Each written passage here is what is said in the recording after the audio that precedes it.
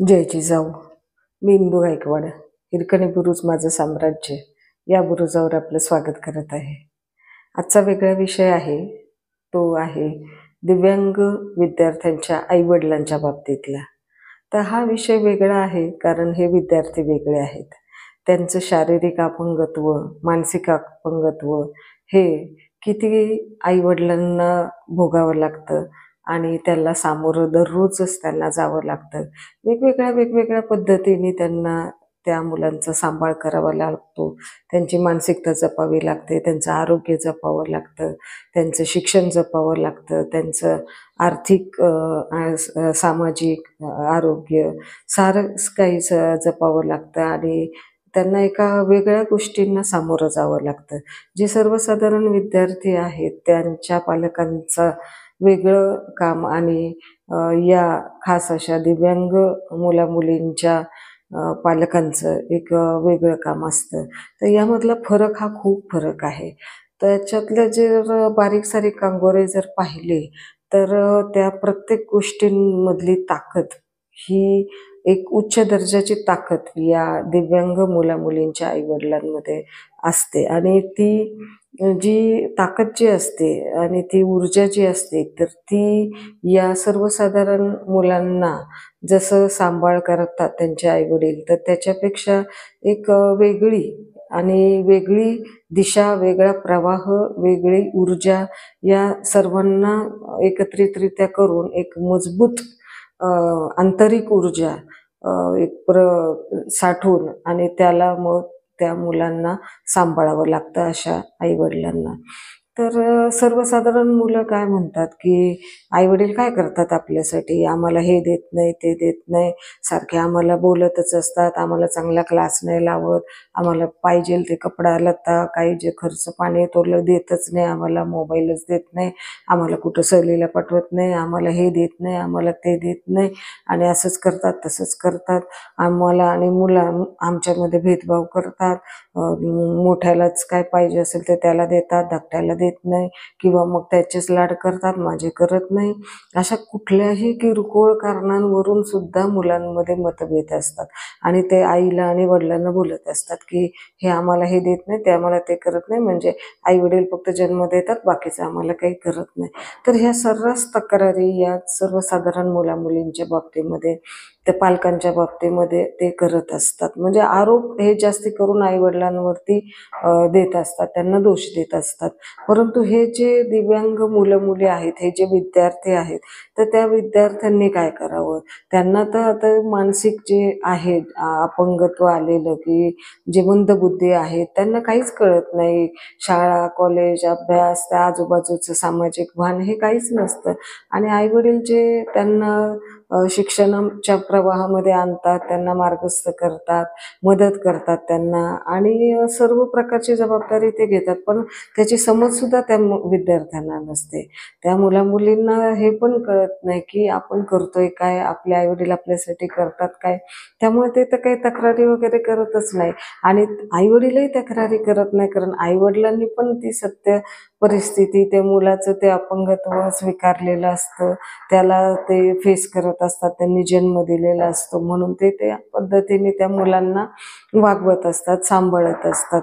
कुठंही तक्रार ना ते मुलं मुली करत ना आई वडील करत. परंतु सर्वसाधारण मुलं मुलींच्या बाबतीमध्ये मात्र तक्रारींचं पाडं ते नेहमीच वाचत असतात कुठं ना कुठं. पण हे किती गंभीर आहे आणि किती विचार करण्यासारखी गोष्ट आहे की अशा या दिव्यांग आई वडिलांची मानसिकता याला तोड नाही आणि खरंच त्यांच्या या मानसिकतेला म्हणजे ती कमालच आहे की त्यांनी ती धैर्य टिकवून ठेवणं. दररोजच त्यांचा जो दिवस उगवतो, तो मावळतो आणि रात्र होते, ती त्या मुलांच्या काळजीतच होते. त्या मुलांना सकाळी आवरणं, त्यांचं कॉलेजला आणणं, त्यांना सोडवणं, त्यांचं सगळं दप्तर भरणं, त्यांचं डबाचं खाणं पिणं सगळं काही म्हणजे अगदी लहान मुलासारखं. शाळेत आणून कॉलेजमध्ये आणून सोडलं की परत घरी घेऊन जायचं बरोबर, परत मग घरी गेल्यानंतर त्यांचं करायचं, रात्री झोपले तरी त्यांना 10 वेळा उठून त्या मुलांचं बघावं लागतं. सगळंच लहान मुलासारखं करावं लागतं. त्यांची किती मानसिकता बरं टिकून ठेवावी लागते त्यांना. त्यांना वेळेवर खाणं नाही, वेळेवर झोप नाही, रात्री जागरण, पुन्हा दिवसा काम करणं, त्यांच्यासाठी 2 पैसे कमवणं, त्यांचा दवाखाना करणं, त्यांना काही औषधं, गोळ्या चालू असतात, तर त्याच्या वेळच्या वेळी तो औषधोपचार करायचा, वेळच्या वेळी त्यांना हातापायाला मॉलिश करावी लागते, काही-काही डॉक्टरांनी सांगितलेले इलाज करावे लागतात. त्यांचं किती म्हणजे त्यांचं स्वतःचं आयुष्य असं राहतच नाही. ते जन्म दिलाय म्हणून ते त्या मुलांसाठी जगत असतात. त्यांचं सगळं करण्यामध्ये त्यांचं अख्खं आयुष्य जात असतं. तर त्यांनी काय करायचं? पण त्यांच्याकडे कधी बघितलं जात नाही. मग अशा मुला-मुलींना जेव्हा असे उदाहरणं त्यांना सांगितली जातात किंवा प्रत्यक्षात दाखवले जातात, तर त्यावेळेला थोडंफार त्यांना समजतं, की कसे हे जे दिव्यांग मुलं-मुली आहेत, ते जे शरीराने, मनाने अधू आहेत, त्यांना आई-वडील कसे सांभाळ करतात, कसं कसं त्यांच्या काही तक्रारी नसतात. 2-2, 3-3 मजले मुलांना खांद्यावर घेतात वडील आणि त्यांना चढता येत नाही जिन्याने म्हणून त्यांना एवढे 2-2 मजले खांद्यावर घेऊन ते येतात, वर्गामध्ये आणून बसवतात. पुन्हा वर्ग सुटल्यानंतर पुन्हा खांद्यावर घेतात, पुन्हा खाली आणून रिक्षामध्ये बसवून घरी आणतात.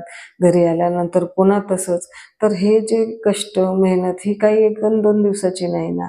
तर हे अभ्यास करून, ह्या सगळ्या गोष्टी करूनही ह्या सगळ्या गोष्टींना त्यांना सामोरं जावं लागतं. त्याच्यामध्ये त्यांचं आरोग्य बिघडतं.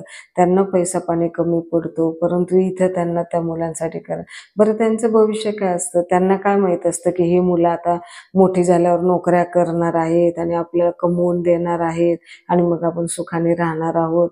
असंही काही नाही ना. त्यांच्याकडनं अपेक्षाही काहीच नाही केली जात, की ते शिकतील आणि मोठे होतील आणि स्वतःच्या पायावर उभे राहतील आणि मग आपल्याला म्हातारपणामध्ये त्यांचा आधार होईल. तर असं काहीही नसतं. अशी काही आशा नसते, अपेक्षा नसते, काही नसते. या अपेक्षाविरहित आई-वडील सर्वस्व त्या मुलासाठी, मुलीसाठी देत असतात आणि त्यांचा सांभाळ करत असतात. तर ही ताकद ही कशी काय बरं त्यांच्यामध्ये येते? ते करतात का एवढ्या-तेवढ्या गोष्टीला तक्रारी आणि करणार कोणापुढे? त्यांनी जन्म दिलेला असतो. संगोपनकर्त्याची, सांभाळकर्त्याची भूमिका त्यांना पार पाडावी लागते आणि आपण मात्र एवढ्या-तेवढ्या गोष्टींसाठी आई-वडिलांशी भांडतो, त्यांना दोष देतो, त्यांच्या तक्रारी करतो.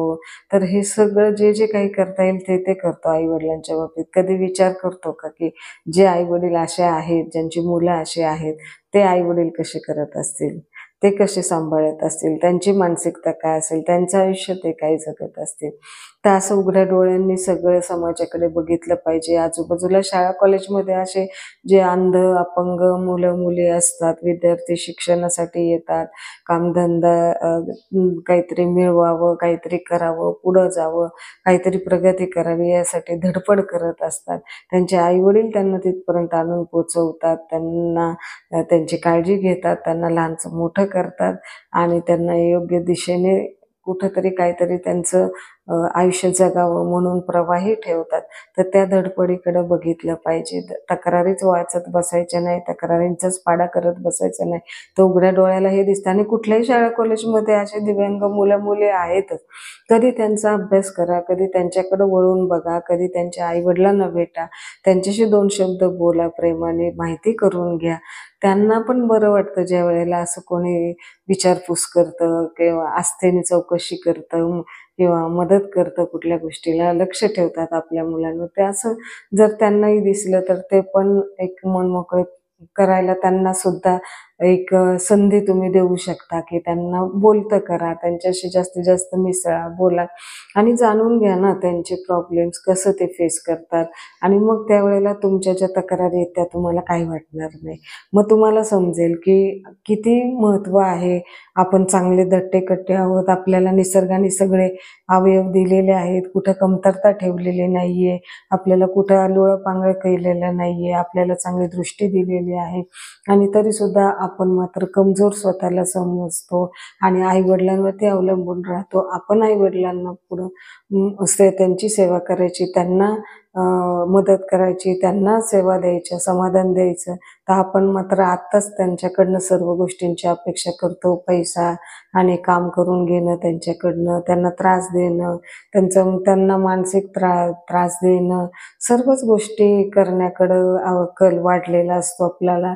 ही गोष्ट पाहिजे म्हणजे पाहिजे, मोबाईल पाहिजे, आम्हाला हे पाहिजे, ते पाहिजे, अशा मोठ्या-मोठ्या खर्चामध्ये आई-वडिलांना भाग पाडतो. त्यांना जास्तीचं काम करायला भाग पाडतो, ओव्हरटाईम करायला लागतो, त्यांना स्वतःचं पोट मारायला लागतं, स्वतःच्या इच्छा माराव्या लागतात आणि तुमच्या पूर्ण कराव्या लागतात.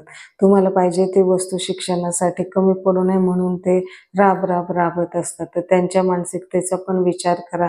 आणि हे आजूबाजूला जे असं दिसतंय वातावरण, जी अशी माणसं दिसतायत, ते दिव्यांग विद्यार्थी दिसतायत, त्यांचे आई-वडील दिसतायत, असे समाजातले इतर घटक दिसतात आहेत की जे शरीराने अधू अपंग आहेत, त्यांच्याकडे बघा जरा आणि उघड्या डोळ्यांनी जरा बघा, म्हणजे मग तुम्हाला कळेल की वेदना काय आहे आणि त्यांचं जीवन काय आहे, त्यांना मदत कोण करतं, त्यांचं आयुष्य कुठल्या दिशेला चाललेलं आहे, कसं ते धडपड करत आहे, दररोजची लढाई कशी लढत आहेत. तर याकडे उघड्या डोळ्यांनी बघितलं तर तुम्हाला या तुमच्या ज्या गोष्टी आहेत त्या काहीच वाटणार नाही आणि तुम्हाला एक त्यांच्यासाठी काय करण्याची उलट नवी प्रेरणा उमेद मिळेल. तुम्ही सर्वांसाठी काहीतरी काम करायला पुढे याल, प्रयत्न कराल, विचार कराल, विचारपूस कराल, माणुसकी जिवंत ठेवाल, या सर्व गोष्टी तुम्ही कराल.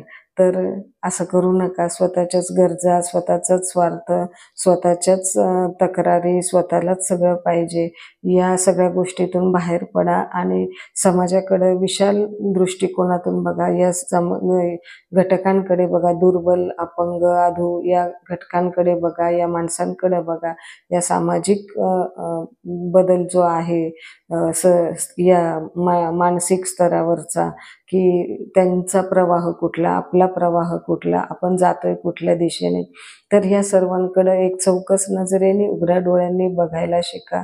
त्या वातावरणात जा, त्या माणसांमध्ये जा, त्यांच्या वेदनांमध्ये जा आणि मग तुम्हाला त्या प्रश्नांची उत्तरं हळूहळू सापडतील आणि तुमच्या गरजा, तुमच्या अपेक्षा या पण तुम्हाला त्या किती महत्त्वाच्या आहेत त्या सुद्धा तुम्हाला समजतील. म्हणूनच उघड्या डोळ्यांनी बघा आणि मार्गस्थ राहा. सगळ्यांना एकत्र घ्या आणि तक्रारी न करता त्याच्यात सुधारणा करत, बदल करत, प्रयत्नवादी राहत आणि असं सगळ्यांना एकत्र घेऊन, सर्व समाज घटकांना एकत्र घेऊन आपण पुढे जायचंय, मार्गस्थ राहायचं.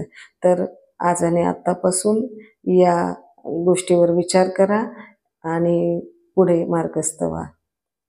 पुन्हा भेटूया. धन्यवाद.